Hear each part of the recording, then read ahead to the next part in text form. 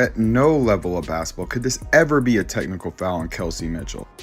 Oh, A'ja Wilson's on the court. That changes everything. So if A'ja Wilson fouls you on a layup, you're going to get a technical. At no level of basketball could this ever be a technical foul on Kelsey Mitchell. But when Aaliyah Wilson's on the court, apparently everything changes. What happened in Las Vegas 2 nights ago wasn't just basketball. It was a masterclass in how the supposed best player in the world and her championship team completely unraveled when faced with a gutsy Indiana Fever squad that refused to back down. And by the time the final buzzer sounded, the newly crowned MVP was left looking more like a frustrated rookie than a champion. The Las Vegas Aces came out swinging with everything except good basketball. Elbows flying, bodies flopping, whistles mysteriously swallowed. It was all there on full display. They thought physical intimidation. All about A'ja Wilson's legacy. She made history before the ball even tipped, but the game that followed reminded the Aces how tough this playoff run will be. The Indiana Fever have pulled off the upset, the 6th seed, beating Vegas 89-73 to take. Would rattle Indiana, that maybe they could bully their way to an easy victory. But here's what Vegas didn't count on. The Fever didn't just refuse to blink. They turned every cheap shot into fuel for their fire. Every shout from Aaliyah Wilson, every desperate attempt to slow down their rhythm was met with pure grit and a devastating counterpunch that left the home crowd stunned into silence. And when lose game 1 on their home court to the Indiana Fever, 89-73. The Indiana Fever were in control of this game from start to finish. There was a small little patch there in the 3rd quarter. We started saying, are the Aces gonna come back? But Kelsey Mitchell and Odyssey Sims said, no, they're Kelsey not Mitchell started going drilling to those come back. ice-cold Not daggers that cut through the arena all. noise like a knife. This wasn't just scoring.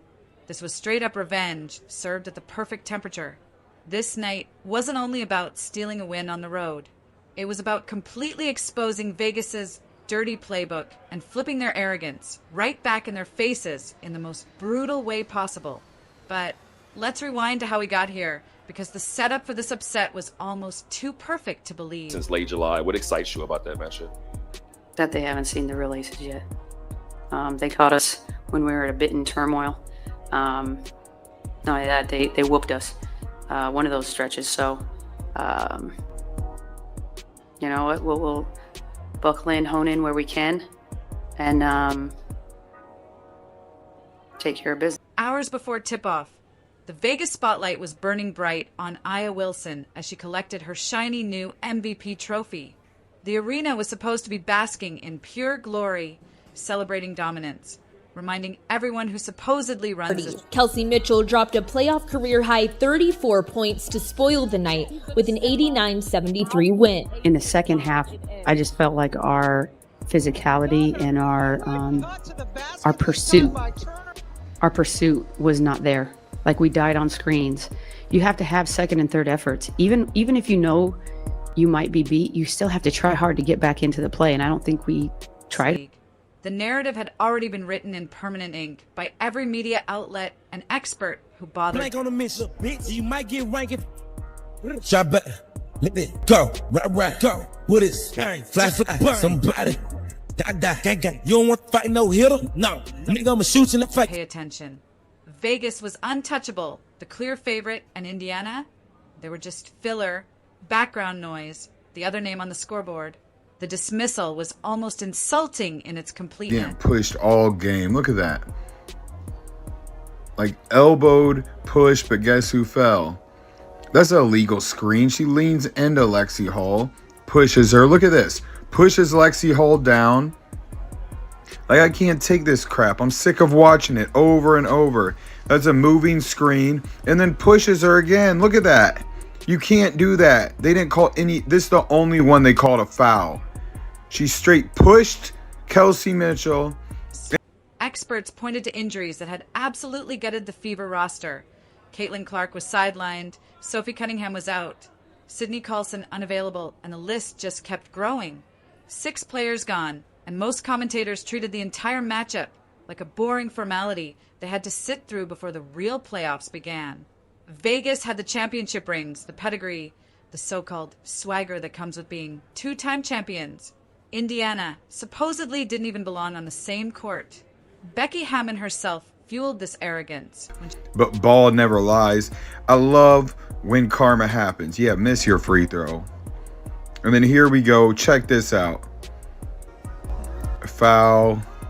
Look at this. When she swings her elbows on Powers. And Powers just holding her ground. But it's a foul. Let's go through this. This is A'ja Wilson. I'm so big and bad. No, you didn't get touched. It wasn't that cool. You made a layup. She smugly reminded the media that Indiana hadn't seen the real aces yet. The translation was crystal clear. This game was supposed to be a complete beatdown. A statement win that would send Indiana packing and remind everyone why Vegas was considered basketball royalty. But by the final buzzer, that shiny MVP trophy makes a shot, but no, she can't do it. She's a fever. An Indiana fever. She said, that's a flop. That's what Caitlin said. Here we go. A'ja Wilson. Look at her trying to flop to get a call. Nobody touch you. And this is the biggest bullcrap of the game. So Kelsey Mitchell goes in for a layup. A'ja Wilson shows them their lip, so they review it. You ever see an Indiana Fever player get a review when they're called for a foul and they zoom in with a microscope and call it technical? They called it technical on Kelsey Mitchell. More like a cruel joke than a crown. And that moment meant to cement the Aces' aura instead became the perfect setup for their complete unraveling. Here's the thing about being written off completely. It does something magical to a team's mentality. While Vegas was busy feeding on their own hype and reading their press clippings, the Fever were quietly being dismissed by everyone except themselves. When absolutely no one expects you to do anything meaningful, the crushing weight of pressure just evaporates. You get to play completely free, with nothing to lose and everything to gain. And from the very first possession, that freedom was written all over Indiana's game, like a signature. All they called for.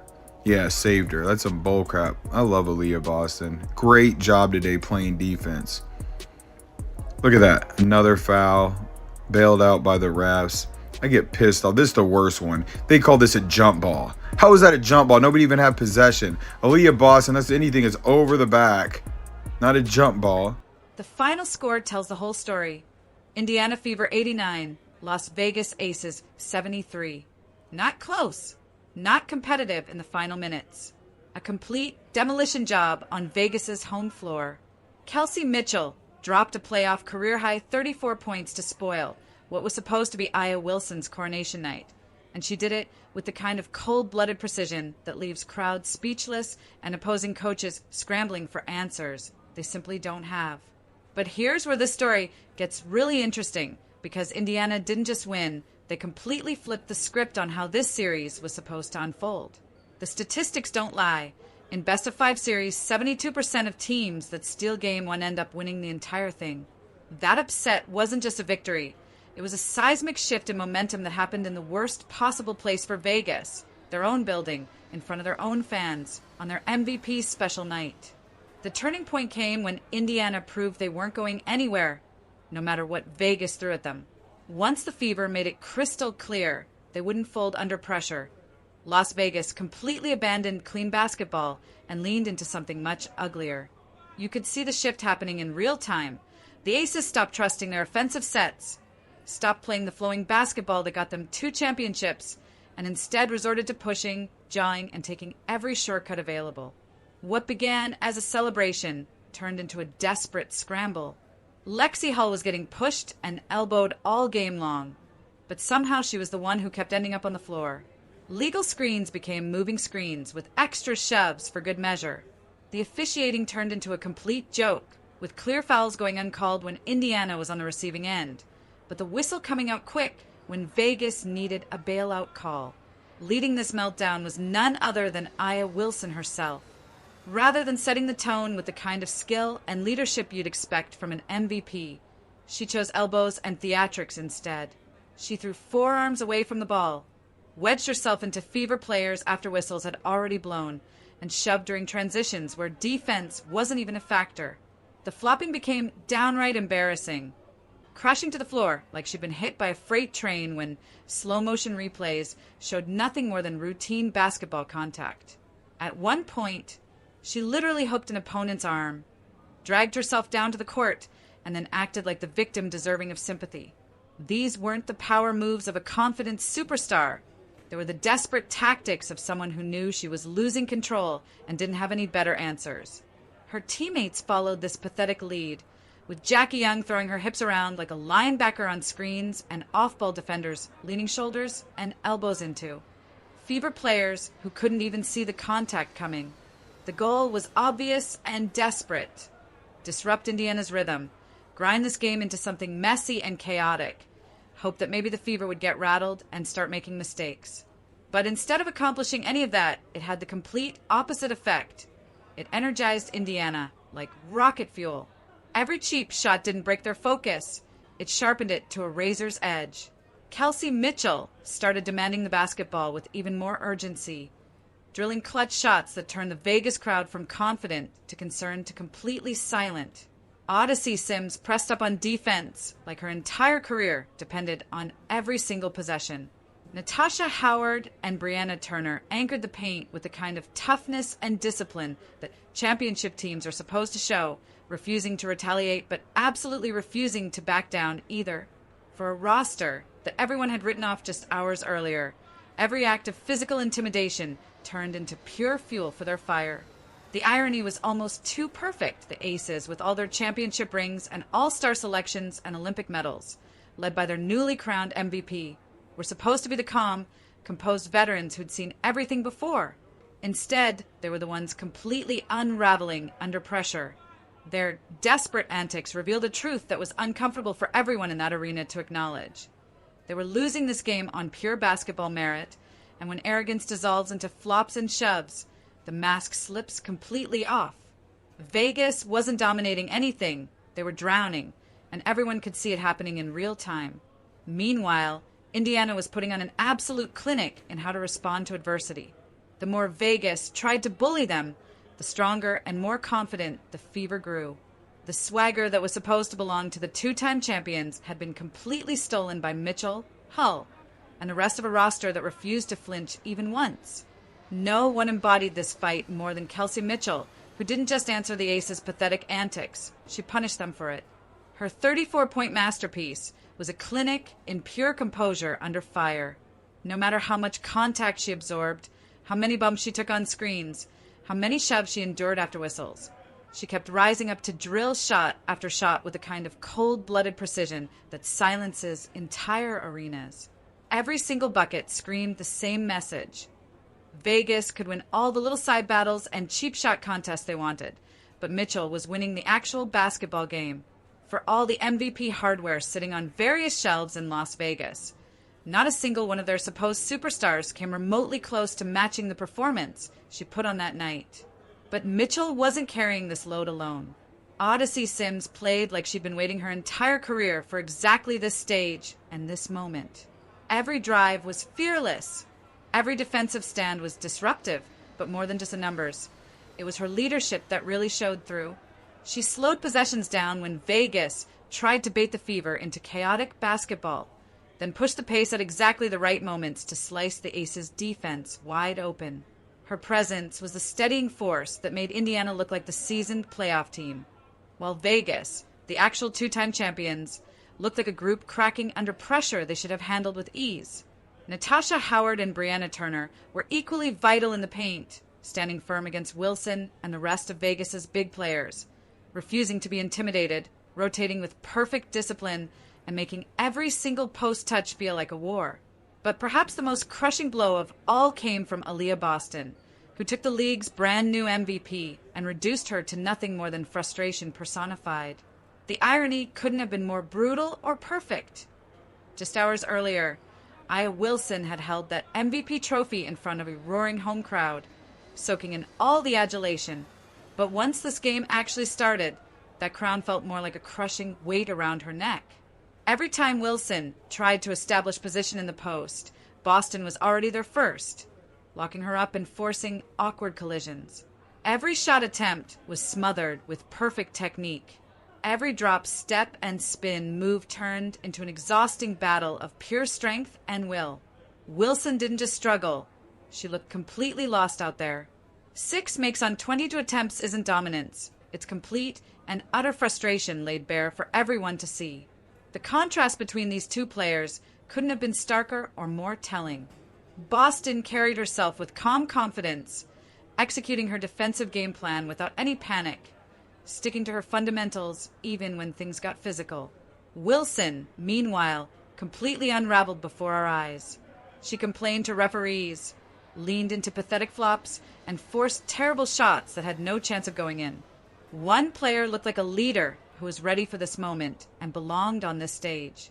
The other looked like someone who had spent too much time reading headlines about her own greatness and not enough time preparing for teams that wouldn't be intimidated by reputation alone. When the final buzzer sounded and the shocking upset was complete, the symbolism was almost too perfect to believe. On the same day Aaliyah Wilson was honored as the face of the WNBA, she was humbled in the most public way possible in front of her own fans. And on that same night, Indiana, the team everyone had completely dismissed and disrespected, won their first semifinal game in over a decade. This wasn't just an upset. This was a complete changing of the guard, and everyone in that arena knew they had witnessed something special. The Fever didn't just steal a win. They stole the entire narrative, the momentum, and Vegas's aura of invincibility all in one devastating night. Now, Vegas faces the unthinkable. Another loss at home would mean traveling to Indianapolis with elimination staring them directly in the face. The pressure has completely shifted, and everyone can feel it. History favors the bold, and Game 1 proved that Indiana has both the talent and the heart to go toe-to-toe with anyone. If they can replicate this blueprint in Game 2, Vegas will be staring at the kind of collapse that no MVP trophy can possibly cover up.